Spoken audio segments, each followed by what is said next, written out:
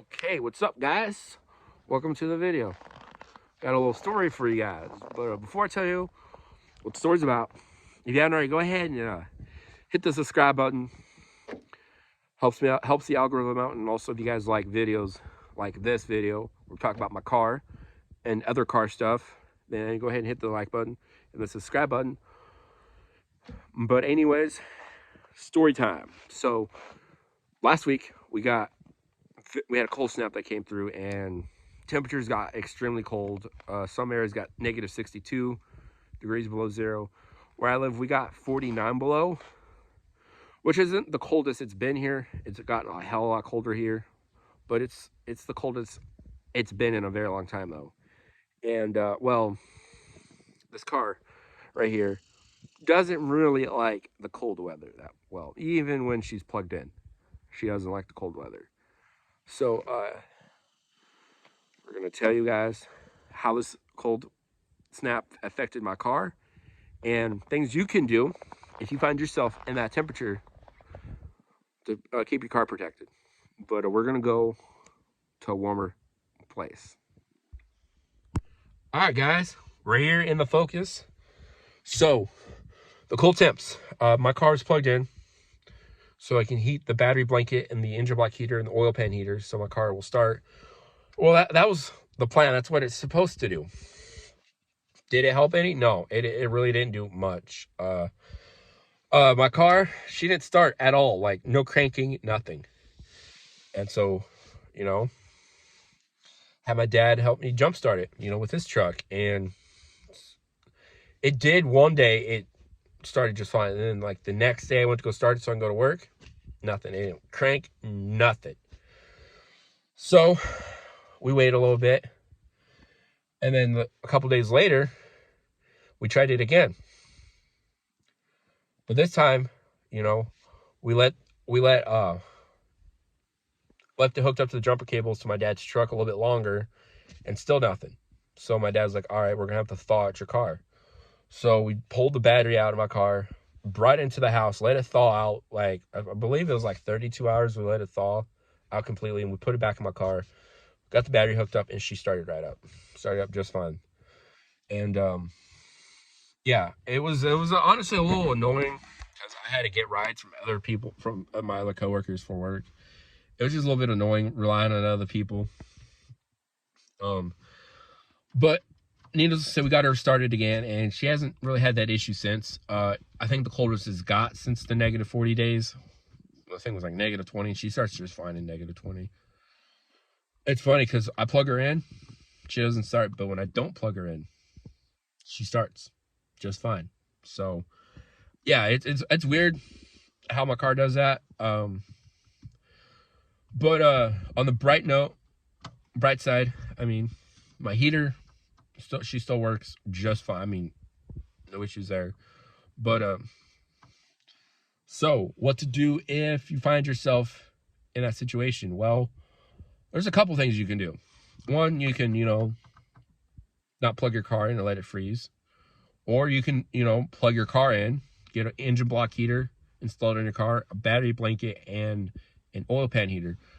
And that way you can plug your car into your house, and so your car will start. But if for whatever reason you don't have that option, you can park it in a garage. That will ensure it starts every time. Or you can get an auto start installed on your car. If you get like the auto start I have, it's like the Viper auto start. It's the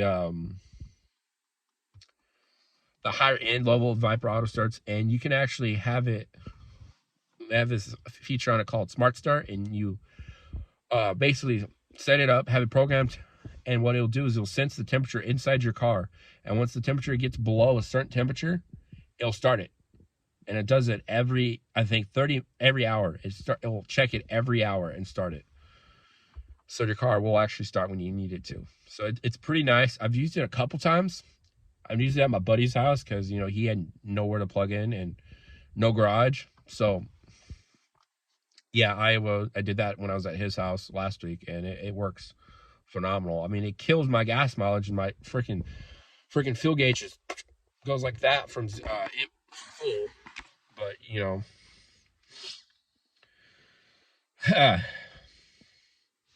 So that's what you can do when you're in that situation. Effects on the cars, like how can it damage it? Well, I've seen, I don't know if you guys have seen it, but I was going through Facebook and seeing a lot of I guess you can say a lot of news stories saying that you're not supposed to let your car run in the cold weather to warm it up. That's actually bad for your car. And being a guy that has lived in Alaska for damn near my entire life, honestly, that's a bunch of bullshit. That's a false statement right there.